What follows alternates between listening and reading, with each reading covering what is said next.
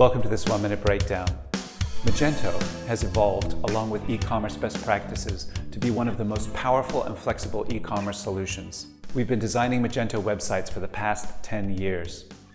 Magento UX and UI is not something you should send out to an offshore team.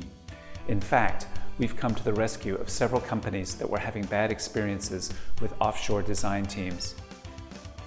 Some of these issues were poor communication, limited knowledge of the brand, an overly templated approach to the design, and unfamiliarity with the US marketing practices. Here's an overview of our design process. We start with an understanding of the brand and marketing strategy. We then create the wireframes of key site pages that will inform the creative design. Once approved, we work on several options for the client to choose from. When a design direction is determined, we start developing the internal pages in desktop and mobile for the client to review.